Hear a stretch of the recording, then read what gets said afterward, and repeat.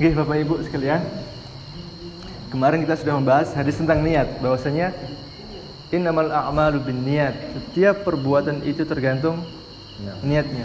Wa innama likulli imri'in ma nawa, dan seseorang akan dibalas sesuai dengan yang dia niatkan. Faman kanat hijratuhu ila Allah wa rasulih fahijratuhu ila Allah wa rasulih. Maka barang siapa yang berhijrah, meninggalkan atau berpindah itu karena Allah dan Rasulnya, maka dia berhijrah karena Allah dan Rasulnya. Wa man kanat hijratuhu lid-dunya yusibuha aw imra'atin yankihuha fahijratuhu ila ma hajara ilaih. Dan barang siapa yang berhijrah atau berpindahnya itu karena dunia atau karena wanita yang ingin dia nikahi, maka dia berhijrahnya hanya akan mendapatkan hal itu.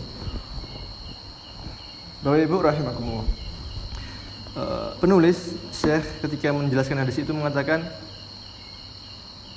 karena kita kemarin belum selesai, masih tertinggal di pembagian hijrah. Hijrah itu artinya berpindah. Secara bahasa berpindah atau migrasi. Kemudian beliau membagi hijrah itu ada 3. Hijratul makan atau meninggalkan tempat. Kemudian hijratul amal, meninggalkan perbuatan. Yang ketiga, hijratul amil, meninggalkan pelaku perbuatan. Nah, yang pertama, hijratul makan, meninggalkan tempat. Itu kapan? Yaitu ketika seorang muslim berada di sebuah negara atau sebuah tempat, dia tidak bisa mengamalkan Islamnya, tidak bisa sholat, tidak bisa beribadah. Kalau dia kemudian kelihatan ciri-ciri Islamnya, dia akan disiksa. Nah, itu wajib bagi dia berhijrah, pindah. Seperti Rasulullah dulu ketika di Mekah pas awal-awal beliau dakwah, itu disiksa terus oleh orang-orang musyrikin. Akhirnya beliau berhijrah ke Madinah. Jadi meninggalkan tempat itu bagi yang tidak bisa menampakkan keislamannya, tidak bisa menjalankan Islamnya dengan baik, maka bagi dia wajib berpindah. Nah, tetapi kalau dia bisa sholat, bisa beribadah dengan tenang, tetapi hanya berada di negara yang mayoritas itu orang-orang non-Islam, orang-orang kafir, bagaimana? Dianjurkan atau boleh, sangat boleh untuk dia berhijrah, pindah ke negara yang lebih mayoritas muslim begitu. Tetapi sudah tidak wajib, karena dia sudah bisa beribadah di situ, aman di situ. Itu yang pertama. Jadi meninggalkan tempat. Kalau kita bagaimana? Kita alhamdulillah bisa berpuasa, bisa sholat, azan dengan speaker keras, aman. Semua warganya masya Allah kalau keluar menutup aurat, memakai jilbab. Bapak-bapaknya sholat 5 waktu. Kita berada di negara muslim. Semua 80% orang Indonesia itu beragama Islam. Meskipun sebagian sedikit ada yang Islam KTP. Maksudnya apa?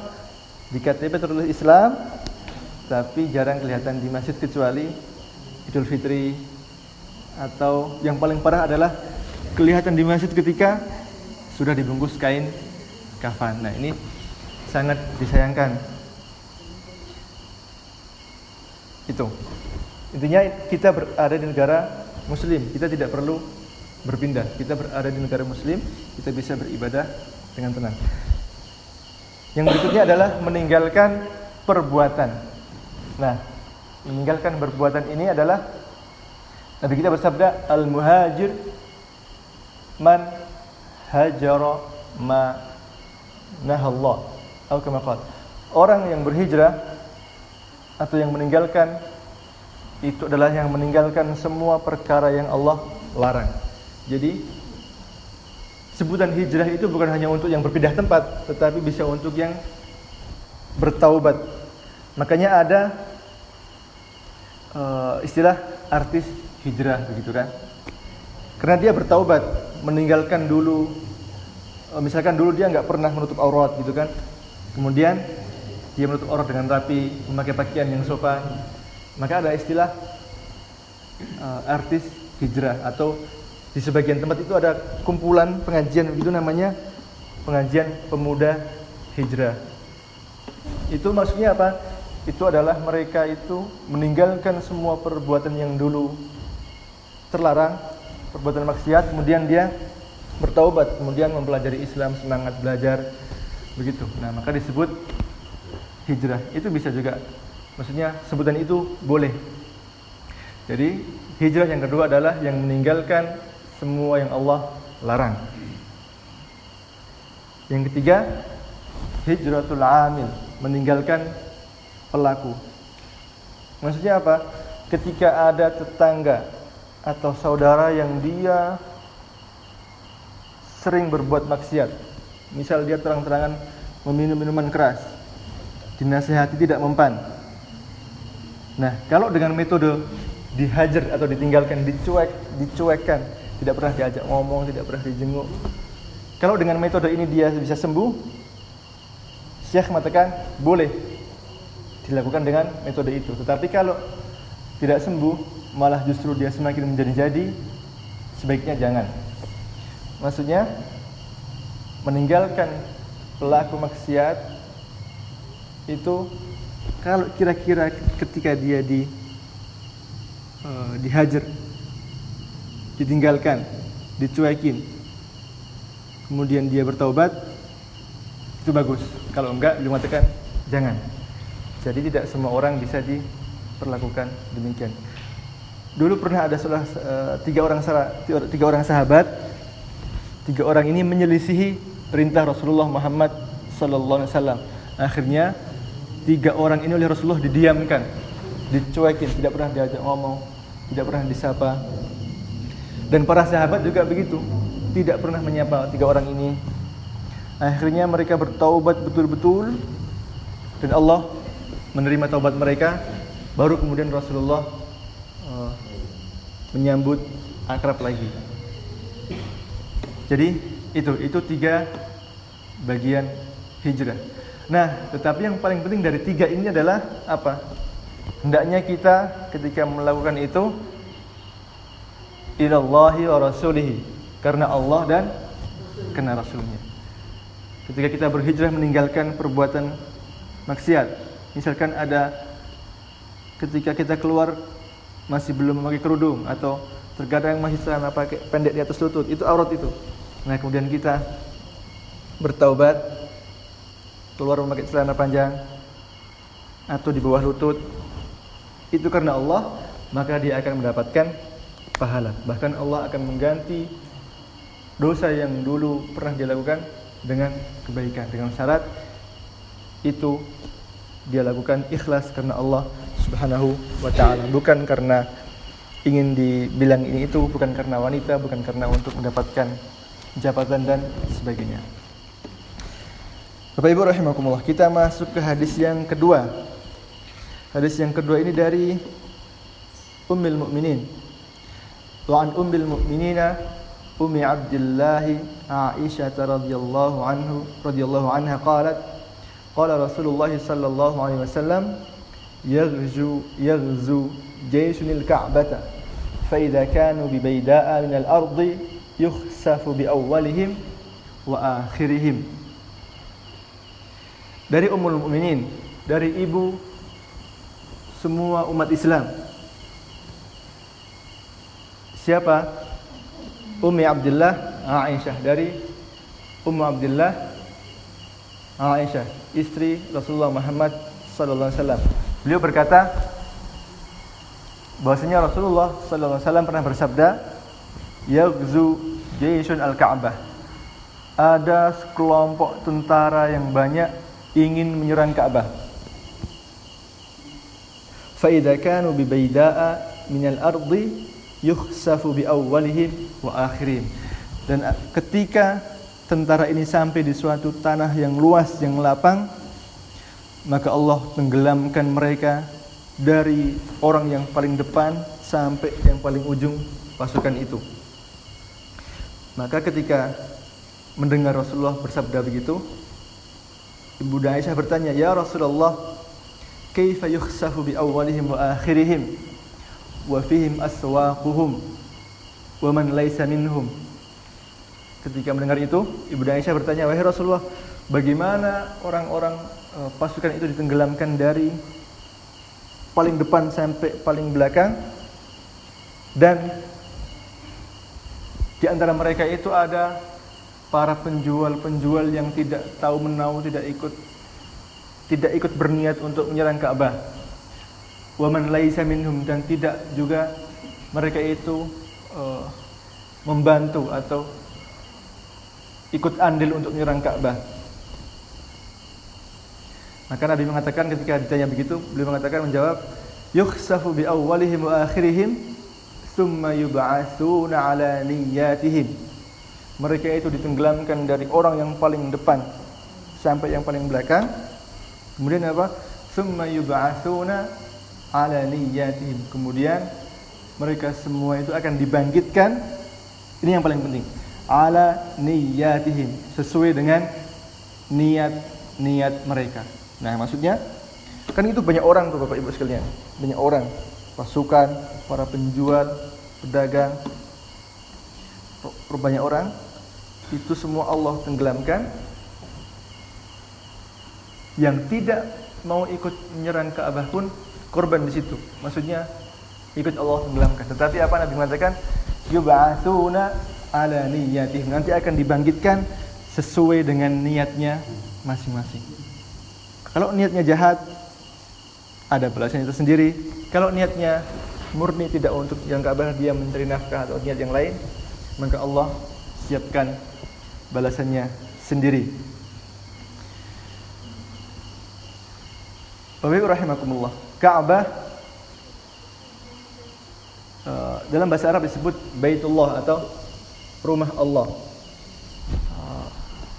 Apakah Allah tinggal di situ? Bukan begitu. Allah berbeda dengan makhluknya. Allah tidak bertempat tinggal. Allah berfirman, "Laisa kamitslihi syai'." Allah tidak sama sekali dengan makhluknya. Allah berbeda. Bahkan kita saja yang manusia ketika membuat sesuatu, pasti yang membuat dengan yang dibuat itu tidak akan pernah sama. Bahkan coba manusia membuat patung atau membuat manekin yang persis seperti manusia, tidak akan pernah sama. Tidak bisa meniupkan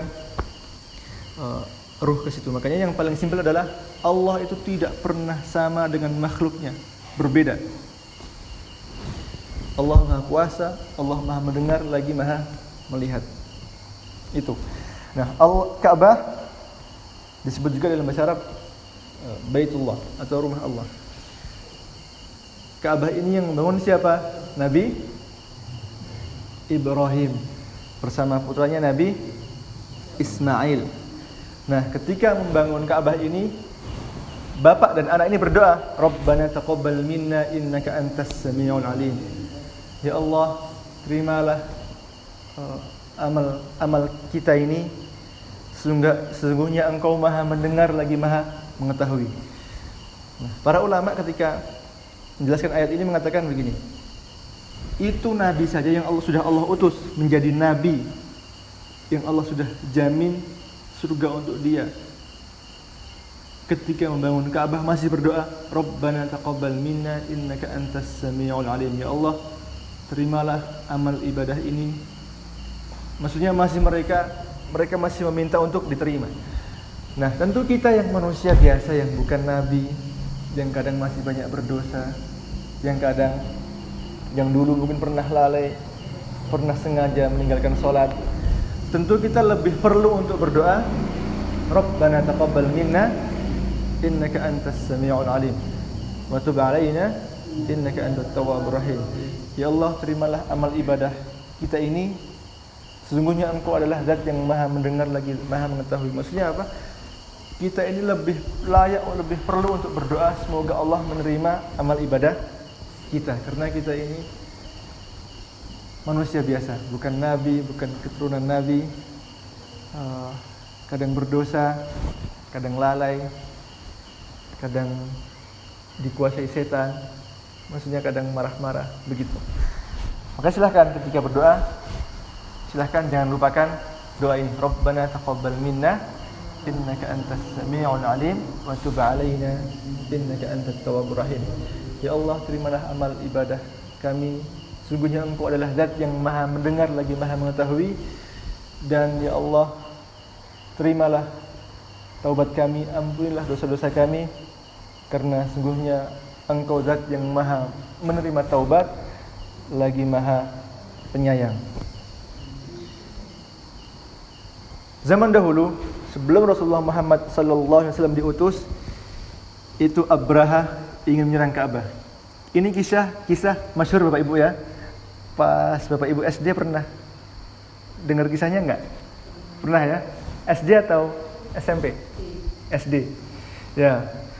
Betul, saya juga dulu pas SD dan kisah itu membekas.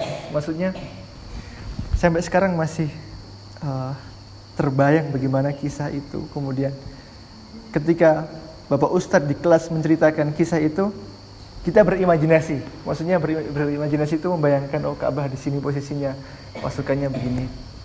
Begitu. Dahulu Abraha itu ingin menyerang Ka'bah, membawa banyak pasukan dengan mengendarai gajah. Datang dari Yaman, dari sisi timur, Ka'bah. Nah, kemudian apa? Ketika sudah mendekat ke Mekah, sampai ke sebuah tempat yang disebut Al-Mughammas. Nama tempatnya Al-Mughammas. Gajah-gajah itu apa? Menderum, dekem, maksudnya tidak mau jalan. Ketika sampai tempat yang bernama Al-Mughammas, gajah-gajah itu dekem, tidak mau jalan. Tetapi anehnya ketika dibalik, diarahkan kembali ke Yaman, mereka mau berjalan dengan cepat, bahkan berlari. Tetapi ketika dibalikkan lagi ke arah Ka'bah, mereka tidak mau, mereka dekem. Nah, ketika itu apa? Kemudian Allah mengirim burung-burung. Di surah Al-Fil disebutkan apa? Fa'arsala 'alaihim tayran ababil. Maka Allah mengirimkan untuk mereka burung yang datang secara berbondong-bondong. Tarmihim bihijaratin min sijjid. Melempari mereka dengan batu yang membara. Faja'alahum ka'asfim ma'kul. Maka pasukan itu beserta gajah-gajahnya itu menjadi seperti dedaunan yang dimakan ulat dan dimakan hewan ternak dan sudah terinjak-injak. Maksudnya tinggal ranting-rantingnya dan lusuh. Maksudnya bekas diinjak-injak, seperti diinjak-injak kerbau begitu. Maksudnya hancur luluh berantakan.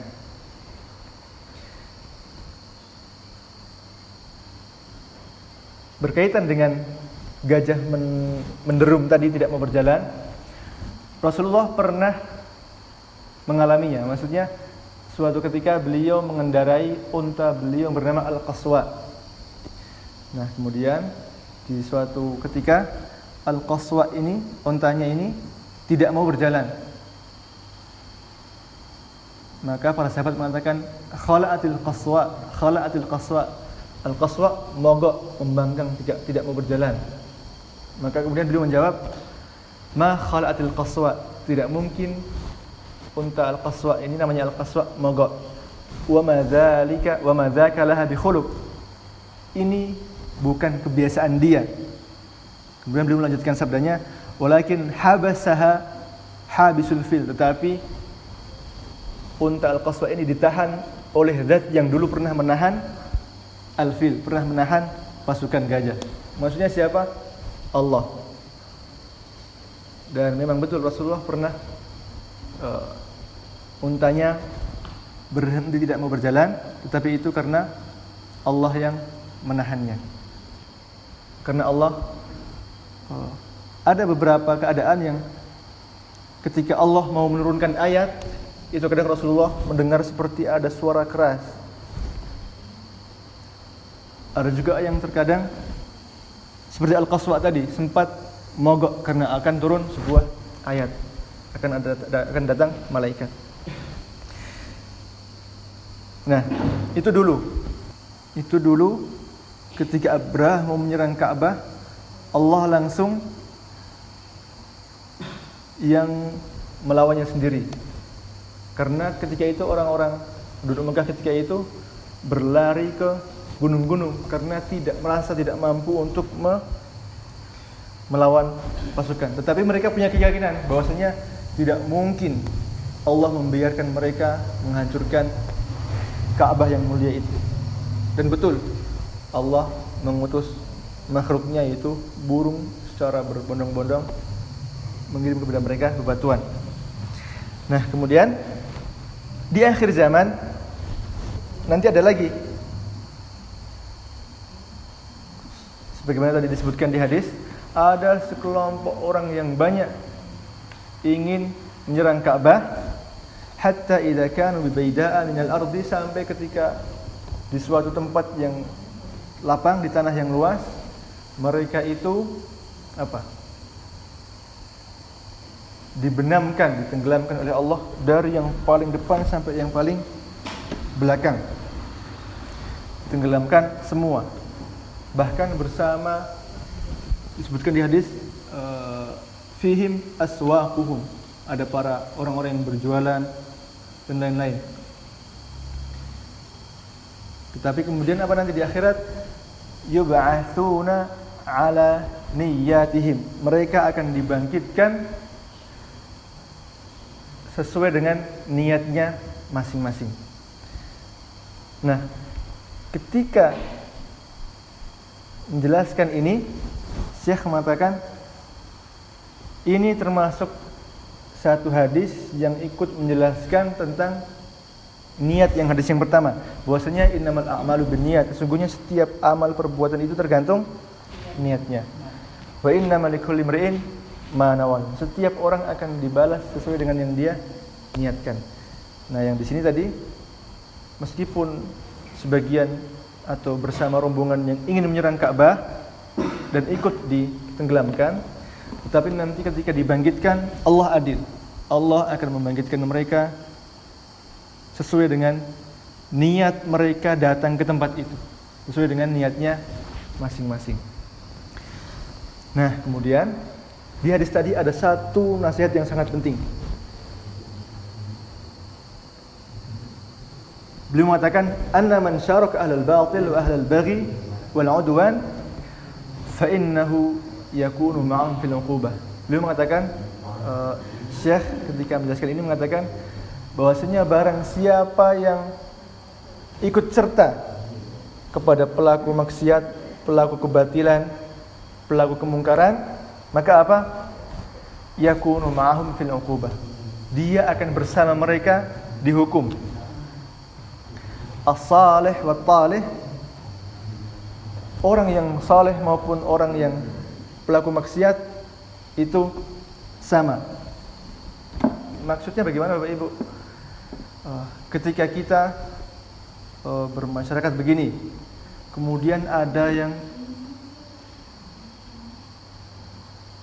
pelaku maksiat, misal maaf, ada yang minum minuman keras, ada yang pelacuran, bahkan membuka pelacuran dan sebagainya. Nah, ketika ada pelaku maksiat begitu, kemudian orang-orang yang soleh seperti bapak-bapak, ibu-ibu tidak menasihati, tidak amar ma'ruf nahi mungkar, tidak mengajak kepada kebaikan dan melarang dari perbuatan yang mungkar, maka apa? Ketika Allah menghukum tempat itu semua sama.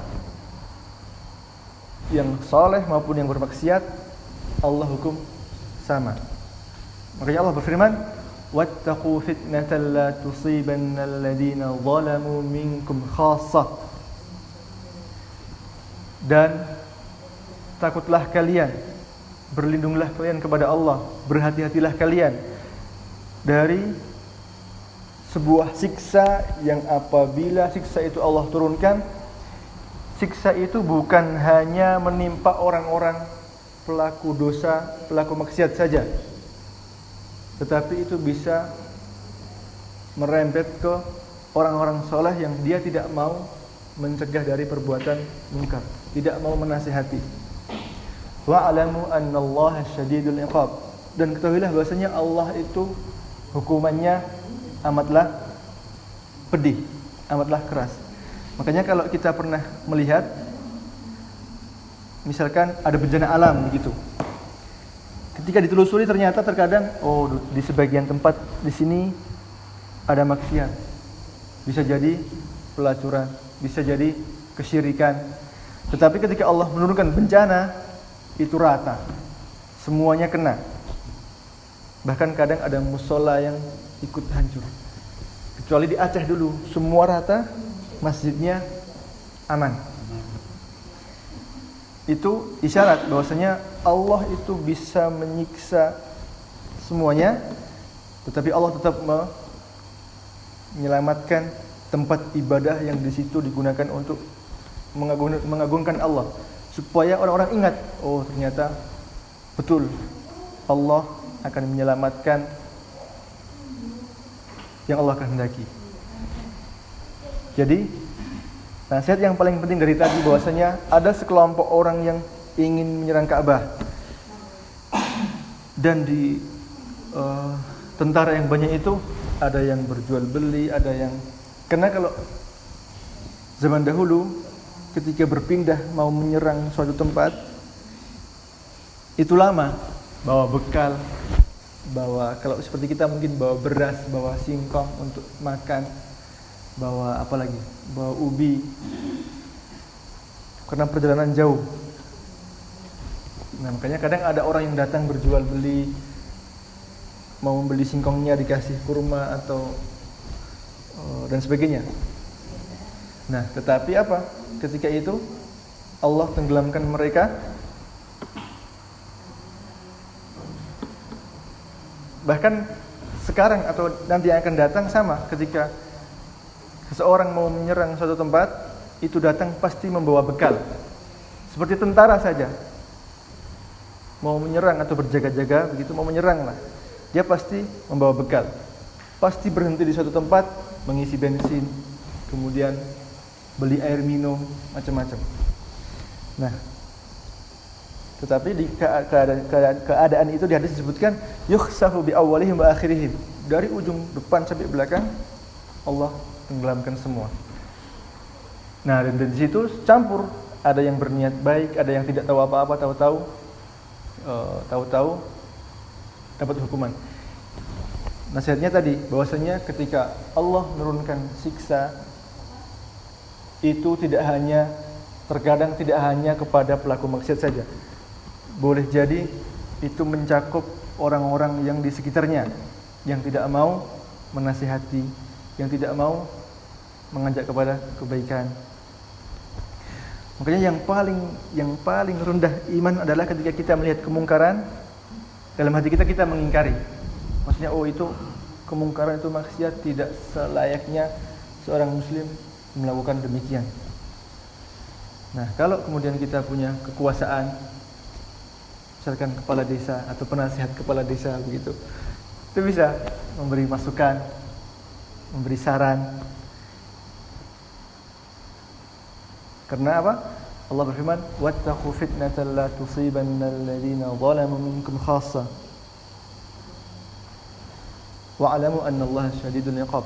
Dan takutlah kalian kepada siksaan Allah, yang mana apabila siksa itu jatuh, Allah turunkan, itu tidak hanya menimpa orang-orang zalim saja, tetapi akan menimpa orang-orang sekitarnya yang tidak mau amar ma'ruf nahi mungkar. Begitu Bapak Ibu sekalian, makanya bagus sekali ketika masjid ada pengajian, ada kegiatan, itu bagus. Insya Allah masyarakatnya akan aman. Tetapi kalau masjidnya sepi, nggak ada pengajian, yang sholat, yang azan, yang qomat, yang jadi imam cuman satu orang, itu sudah dikhawatirkan. Maksudnya khawatir kalau Allah kemudian murka, Allah marah. Tapi kalau masih ramai seperti ini, masih bapak-bapak ibu ke masjid kemudian beribadah, insya Allah aman, bahkan Allah akan turunkan keberkahan kepada Bapak Ibu sekalian. Allah berfirman, walau anna ahlal qura, seandainya penduduk suatu desa itu apa? Amanu, mereka beriman, wattaqau, dan mereka bertakwa kepada Allah, la fatahna alaihim barakatim minas sama'i wal ard. Sungguh kami akan bukakan kepada mereka keberkahan dari langit dan bumi. Makanya kalau Bapak Ibu rajin salat, bersedekah, semua kewajibannya dilaksanakan, kemudian rukun dengan tetangga, bersabar, ibu taat kepada suami, kemudian suami juga berlaku baik kepada istrinya, tidak semena-mena, itu insya Allah keberkahan, sakinah, mawaddah, rahmah itu akan Bapak Ibu rasakan. Tetapi kalau nggak pernah sholat, kemudian kalau ketemu di rumah marah-marah, itu masuk rumah seperti masuk medan perang, nggak betah. Kayaknya yang bagus adalah baiti jannati, rumahku surgaku. Makanya kalau ada yang misalkan bercocok tanam di sini, ada yang semua petani Pak, okay? Menanam padi nggak? Misalkan kok padinya nggak berhasil atau nggak pernah panennya nggak bagus, bangkrut terus, cek lagi, mungkin sholatnya terbengkalai, atau mungkin malah ada yang nggak pernah sholat gara-gara mencangkul sholat zuhur ditinggalkan. Nah ini sayang sekali bahwasanya kita ketahui bahwasanya yang memberi rezeki itu Allah, yang menumbuhkan padi, yang mengeluarkan padi itu Allah. Kita minta kepada Allah dengan berusaha dan tidak melalaikan kewajibannya. Karena Allah sudah berjanji kalau penduduk suatu negeri itu beriman dan bertakwa, sungguh akan kami bukakan berkah kepada mereka dari langit dan bumi. Berkah itu tidak harus banyak Bapak Ibu. Sedikit itu bisa berkah, tetapi apa? Sedikit itu cukup. Kemudian badan kita sehat, tidak pernah sakit-sakit. Karena banyak, kalau nggak berkah kadang punya uang banyak, sakit. Kemudian habis uang untuk berobat, tahu-tahu habis dan lain sebagainya. Yang sedikit tapi berkah, kita nyaman, cukup, itu sudah luar biasa daripada mengumpulkan banyak tapi tidak berkah. Demikian Bapak Ibu, sudah Isya. Yang sedikit ini semoga bermanfaat, semoga bisa kita amalkan. Subhanakallahumma wa bihamdika asyhadu an la ilaha illa anta astaghfiruka wa atubu ilaik. Assalamualaikum warahmatullahi wabarakatuh.